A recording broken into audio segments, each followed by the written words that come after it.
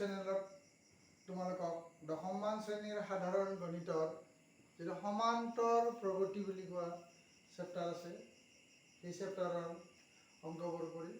গতিকে তোমালোকে চাবা, এইটো আমাৰ অনুশীলনী 5-1 বুলি কোৱা হয়। এই 5-1ৰ আমি অংকবোৰ মানে কৰি দিম। এক্সাৰচাইজ 5.1। এই 5.1ত মানে দিয়া আছে এনেকৈ যে তলৰ পৰিস্থিতিবিলাকৰ লগত জড়িত সংখ্যাৰ তালিকাবিলাকৰ কোনবিলাকে সমান্তৰ প্ৰগতি গঠন কৰিব আৰু কিয় কৰিব। 1 নম্বৰতে কৈছে যে প্ৰথম কিলোমিটাৰত টেক্সিৰ ভাড়া 15 টকা। আমাৰ প্ৰথমতে যেতিয়া এৰে পৰা যদি 1 কিলোমিটাৰ আহে টেক্সিখনত, তেতিয়া আমি 15 টকা দিব লাগে। তাৰপিছত অতিৰিক্ত কিলোমিটাৰত 8 টকাকৈ বাঢ়ি থাকিব। গতিকে ইয়াৰে লগত যেতিয়া ইয়াৰে পৰা আকৌ 1 কিলোমিটাৰ আহিব, এতিয়া 15 আৰু 8, গতিকে 15 8 কিমান হ'ব? 23। গতিকে নেক্সট কিলোমিটাৰত 23 হ'ব। তাৰে পাছত আকৌ যদি নেক্সট আহে 1 কিলোমিটাৰ, 23ৰ লগত 8 হ'ব। 8 অহাৰ লগে লগে এইটো আমাৰ 31 হ'ব। এনেকৈ আমাৰ 1 কিলোমিটাৰত মানে বস্তুবিলাক মানে এনেকৈ বাঢ়ি থাকিব। গতিকে আমাৰ যদি সমান্তৰ প্ৰগতি বঢ়াব লাগে, কি হ'ব লাগে, যেতিয়া কি হয় দ্বিতীয় পদৰ পৰা প্ৰথম পদটো মাইনাছ কৰিলে যিটো পাওঁ সেই পদৰ অৰ্থাৎ 23 আমি এতিয়া 23 মাইনাছ কিমান হ'ব, এইটো 15 সমান আমাৰ 8 হ'ব। আৰু সেইদৰে এইটোৰ পৰা 31 বিয়োগ 23 সমান 8 হ'ব। অৰ্থাৎ আমাৰ ইয়াৰ সাধাৰণ অন্তৰ গতিকেইটাৰে একেই হ'ব। গতিকে ই কি হ'ব, এপি গঠন। সমান্তৰ প্ৰগতিত সংক্ষিপ্ত এৰিথমেটিক প্ৰগ্ৰেছন ইংৰাজীত নামটো, ৰেচত আমি এপি বুলি কওঁ। গতিকে এপি ই গঠন কৰে, ই এপি গঠন কৰে। আমি এনেকৈ দেখিছোঁ। এতিয়া 2 নম্বৰ অংকটোত দিয়া আছে কি যে এটা গেছ চিলিণ্ডাৰৰ পৰা ভেকুৱাম পাম্প এটাৰ এবাৰত চিলিণ্ডাৰত থকা বায়ুৰ 4/1 অংশ নিষ্কাশন কৰিলে। এই চিলিণ্ডাৰটো প্ৰতিবাৰ নিষ্কাশনৰ পিছত ৰৈ যোৱা বায়ুৰ পৰিমাণ। গতিকে আমি এটা চিলিণ্ডাৰত যদি এবাৰ আমি নিষ্কাশন কৰোঁ 4/1 অংশ যাব।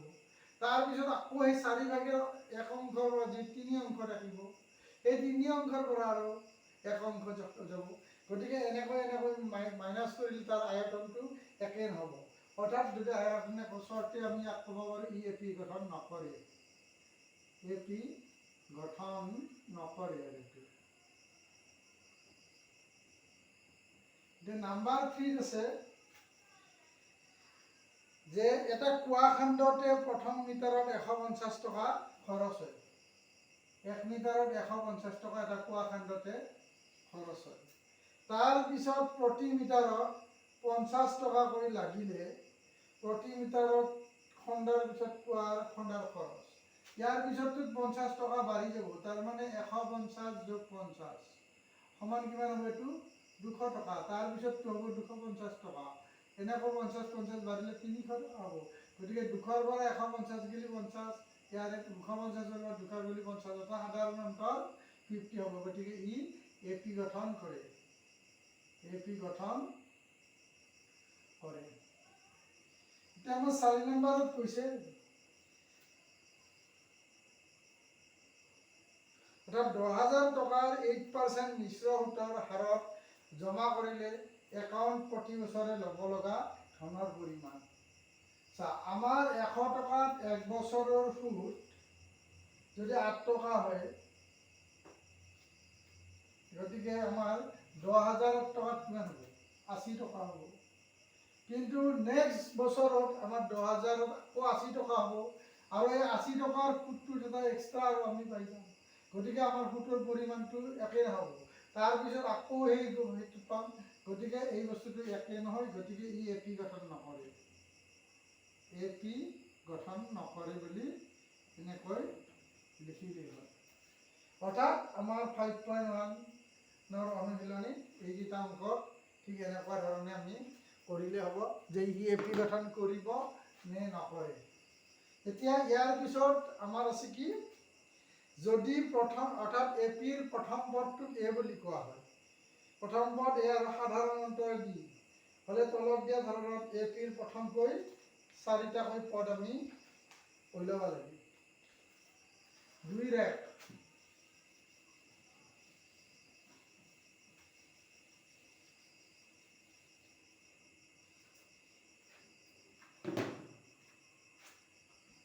2 নম্বৰৰে ইয়াত এ মানে দিয়া আছে 10 আৰু ডি মানে দিয়া আছে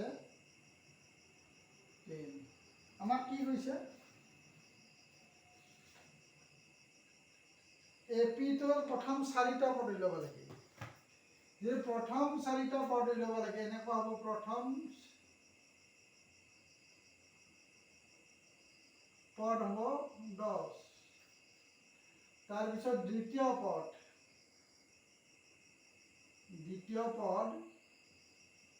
তোক এ প্লাছ বি হ'ব, তাৰমানে 10 যোগ সাধাৰণতে 10 সমান 20। তাৰপিছত তৃতীয়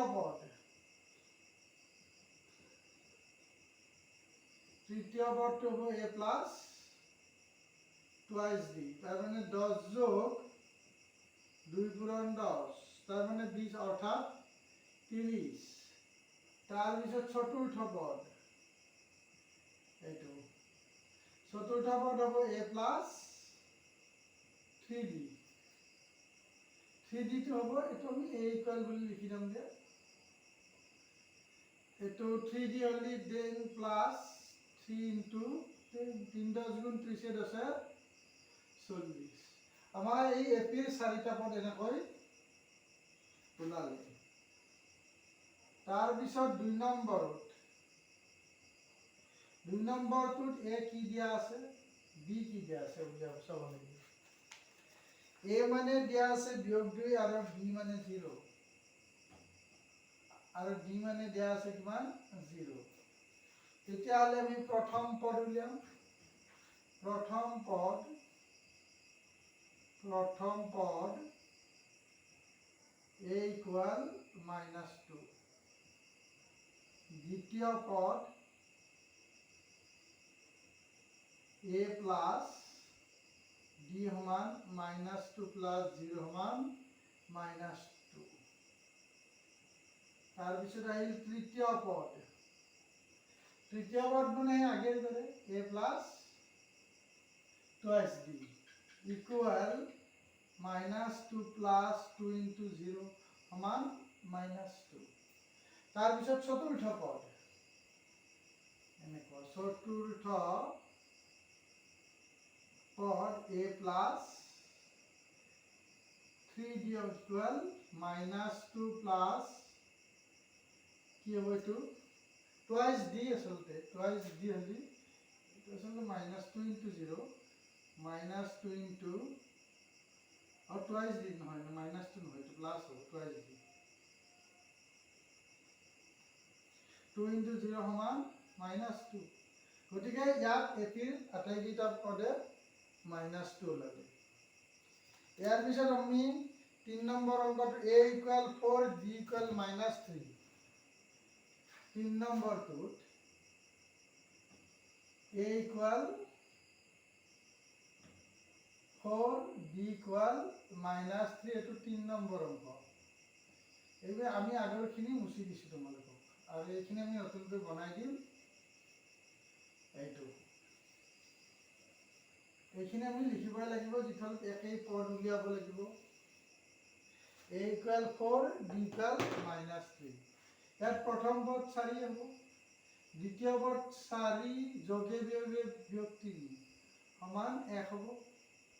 ইয়াত এইটো 4 যোগ 2 পূৰণ বিয়োগ 3, তাৰমানে 4 বিয়োগ 6, এইটো হ'ব 4 বিয়োগ 6 সমান বিয়োগ 2।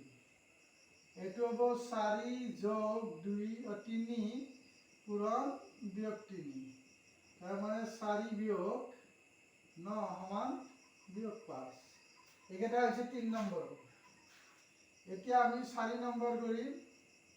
ইয়াত a equal -1, b equal half, a equal -1 দিয়া আছে আৰু b equal half। গতিকে প্ৰথম পদ হ'ব, প্ৰথম পদ আমাৰ এইটো দিয়া আছে, প্ৰথম পদ a equal -1। তাৰপিছত দ্বিতীয় পদ a প্লাছ d সমান -1 প্লাছ d মানে হাফ,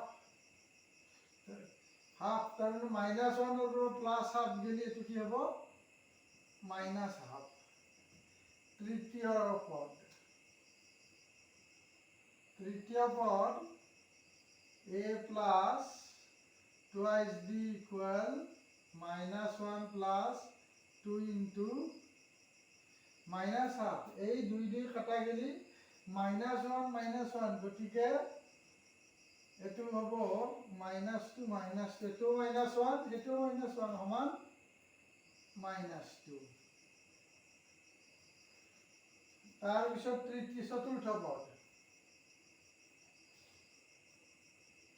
চতুৰ্থ পদ হ'ব a প্লাছ 3d, অৰ্থাৎ -1 প্লাছ 3 into -হাফ ইকুৱেল -1, এইটো -3/2।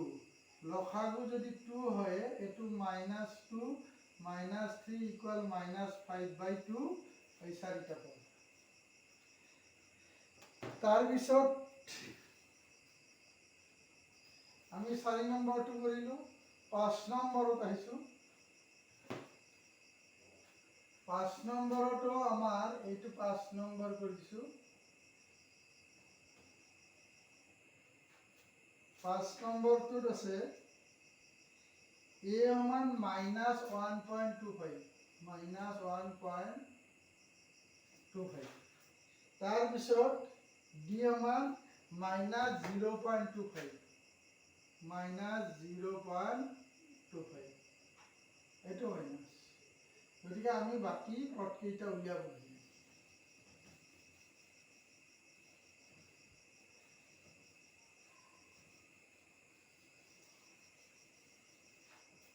আমি প্ৰথম পদটো পাইয়ে আছো, -1.25। দ্বিতীয় পদ হ'ব -1.25, প্লাছে মাইনাছে -0.25 ইকুৱেল মাইনাছ হ'ব, দুয়োটা যিফালত মাইনাছ। তাৰমানে এইটো হ'ব -1.50।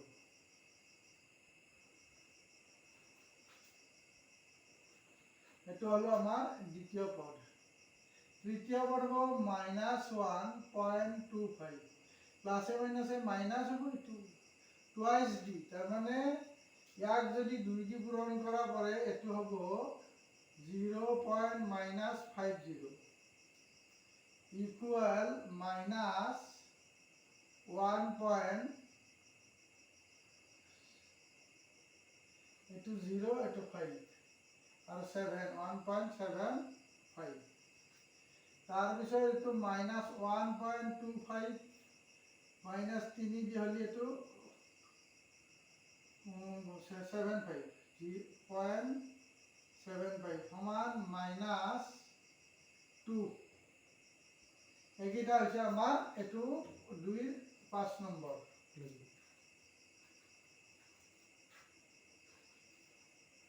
তাৰে পিছত আমি আহি আছো 3 নম্বৰ, যে তলত দিয়া সমান্তৰ প্ৰগতিসমূহ প্ৰথম পদ আৰু সাধাৰণ অন্তৰ নিৰ্ণয় কৰা। 3 নম্বৰত দিয়া আছে প্ৰথম পদ আৰু সাধাৰণ অন্তৰ নিৰ্ণয় কৰিবলৈ দিছে। আমাক 3 নম্বৰত দিয়া আছে এনেকৈ, যে একতে লিখিছে 3 এনেকৈ, 1 -1 -3 ডট ডট। ইয়াৰ প্ৰথম পদ আৰু সাধাৰণ অন্ত আমি ইয়াত সলিউশন বুলি লিখি দিলো। প্ৰথম পদ প্ৰথমটোৱে অৰ্থাৎ 3 আৰু সাধাৰণ অন্তৰ সমান প্ৰথম পদ দ্বিতীয়টো 1 - 3 সমান -2।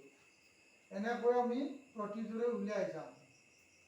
2 নম্বৰত দিয়া আছে -5 -5 -1 তাৰপিছত কি দিয়া আছে 3 এইটো দিয়া আছে 7 এনেকৈ ডট ডট ডট। গতিকে ইয়াৰো প্ৰথম পদ হ'ব -5 আৰু সাধাৰণ অন্তৰ হ'ব কি -1 আৰু এইটো মাইনাছে +5 ইকুয়াল 4। 3 নম্বৰত প্ৰথম পদ আৰু সাধাৰণ অন্তৰ দ্বিতীয়টো দিছে 1/3 5/3 1/3 5/3 তাৰপিছত 9/3 13/3 এনেকৈ ডট ডট ডট দিয়া আছে। গতিকে ইয়াতো সেই একে হ'ব। প্ৰথম পদ সমান 1/3 আৰু সাধাৰণ অন্তৰ সমান 5/3 - 1/3 ইকুয়াল 5 - 1/3 সমান 4/3। এইটো হৈছে 3 নম্বৰ। তাৰে পাছত 4 নম্বৰ দিয়া আছে। 4 নম্বৰত 0.6, 1.7, 2.8,